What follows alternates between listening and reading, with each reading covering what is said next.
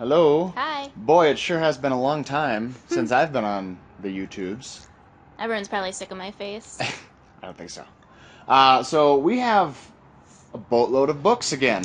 Yeah, so if you didn't see the four previous videos, I was in the States visiting family and friends, and so books were brought back. Books were brought back. Some of them I got at like library sales, some of them I got at a book event, some were ordered on Amazon, some at local bookstores, so it's kind of like It's a mix. And some were given by my grandma Marie. Yeah, which is very nice. Very Yeah, nice.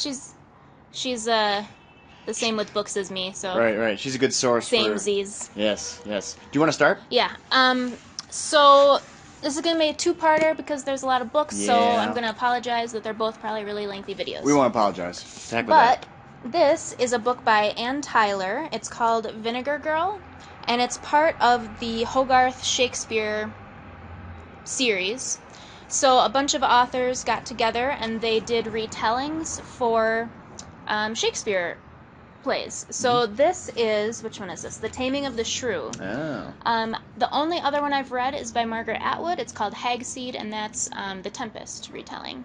So this has been on my list for a really long time because this series came out ages ago. So I'm really excited. Excellent. So my first one is a find from our local book fair that we had in Arequipa, maybe, what was it, like a month ago? So I guess we should say this isn't exclusively the U.S. because Clint Correct. has some books from Peru. So. That's right.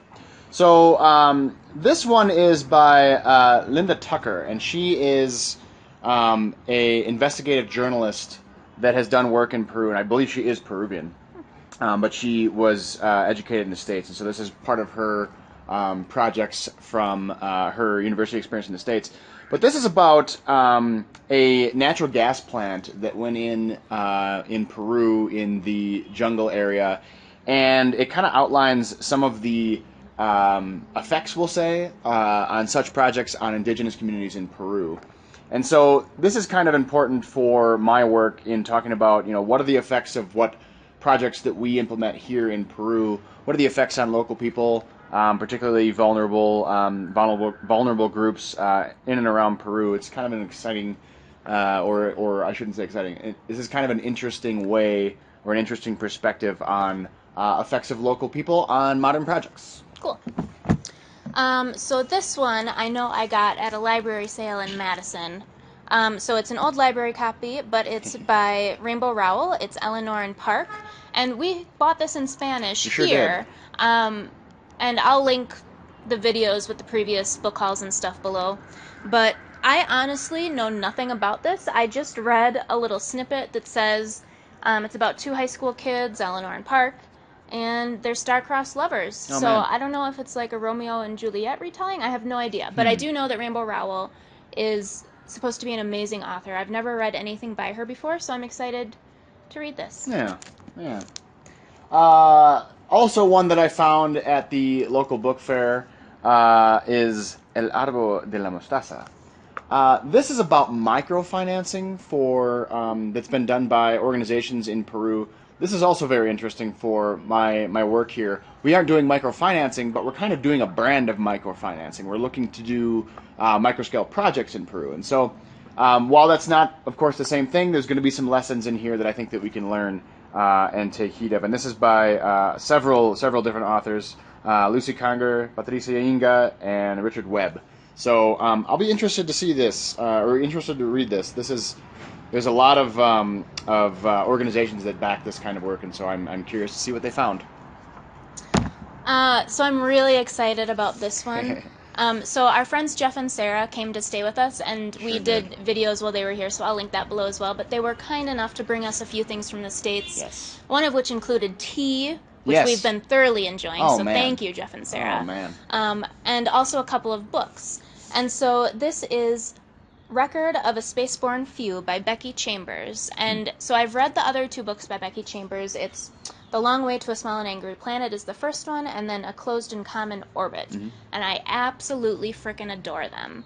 I've gone on and on about them in the other book hauls, so I'll link, again, those down below, but I'm really excited about this. This is kind of like a prequel to those books to tell how the world got to the way it is in the other books. And you have not read this yet? I have not, so I'm really excited. Very cool.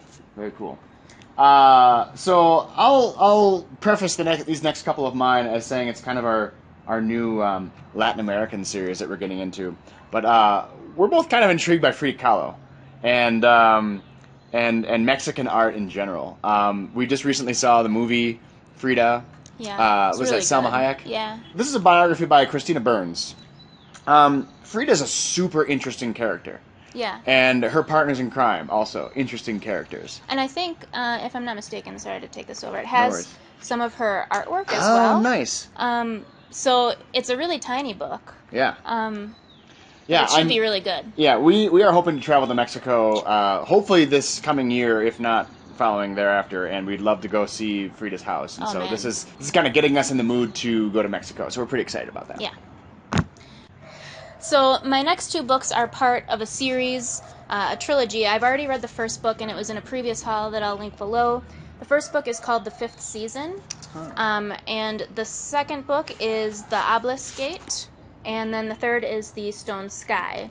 So this is the Broken Earth series by N.K. Jemisin, and I really enjoyed the first book. It's got a super interesting magical system and world building. It's pretty cool, so I'm excited to finish it off and see where it goes. Interesting. Continuing with our Latin America series, we have some Isabel Allende. Isabel is a Chilean author, and I have read bits and pieces of introductions she's done for other authors and various other things, but I've never read any of her work specifically. So we have The Japanese Lover. I think this is the second or third book that we've bought by her. I'm really excited to get into some of her stuff because I just hear it's just absolutely lovely. So I don't know what this is or what to expect from it. So it'll be interesting. Good. Yeah, exactly. I'm excited about that one too. Yeah, absolutely. Okay, so the next book I have is kind of part of a world trilogy that I'm kind of in the process of reading. So it's by Garth Nix. So this is a kind of collection of short stories that take place in the Old Kingdom. So I've already read Sabriel, which is the first book, and I'm halfway-ish through Lyriel, and then there's a third book after that. But this takes place in that world and a bunch of short stories, so I thought I'd pick it up. I found it for like $1. Nice. So I'm really excited about that to read once I finish the rest of the Old Kingdom series. Nice. Last book I have in my Latin America series is Luna y Mayra. And this is also one that I found at the book fair here in Arequipa.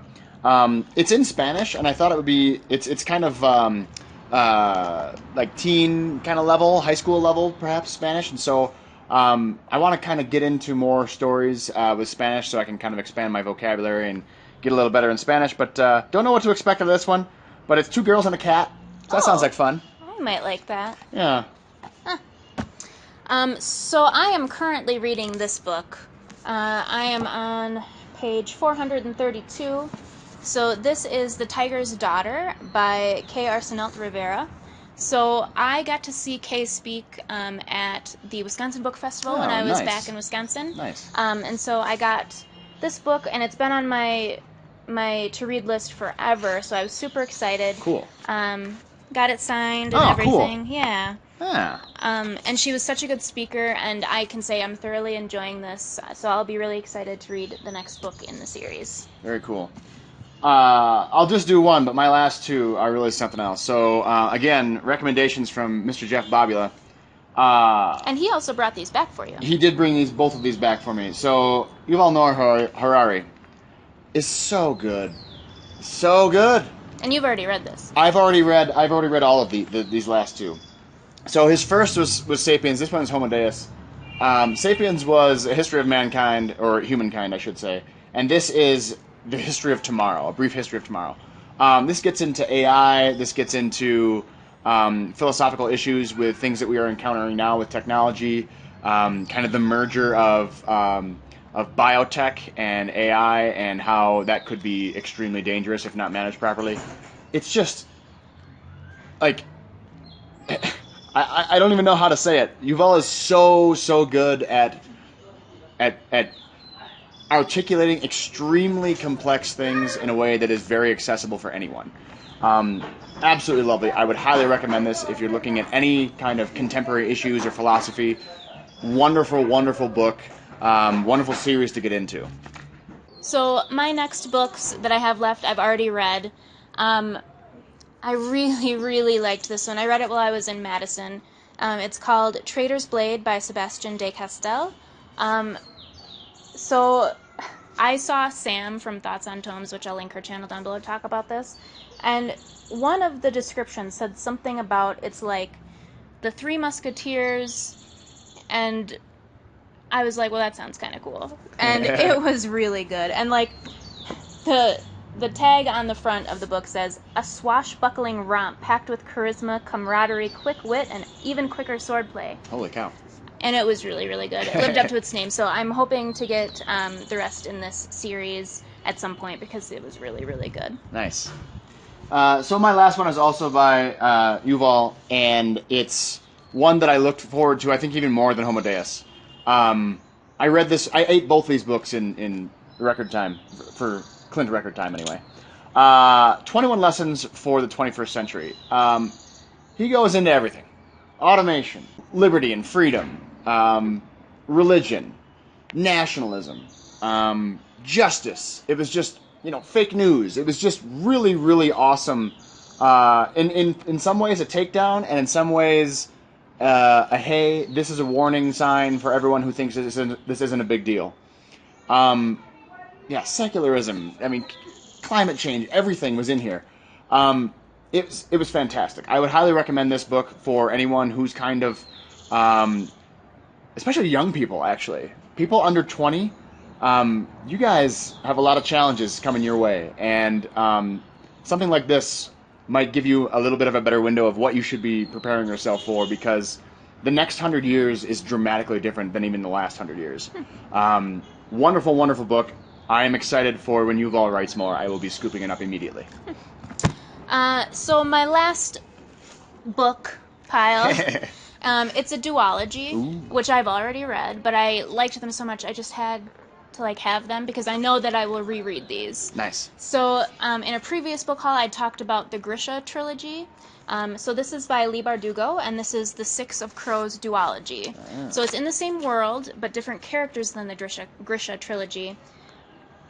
And this might be blasphemy to the book community, but I think I liked this better than the Grisha trilogy. Oh, wow. So it's Six of Crows and Crooked Kingdom are the books, and I honestly can't say enough about Leigh Bardugo's work. It's amazing. So if you get a chance, pick these two books up because I don't think you'll be mad about it at all. They're really, really good. Great. So that's it for part 1. Yeah, there's more. There's always more. Yeah. So I guess we'll end it now, and we'll see you in the next one.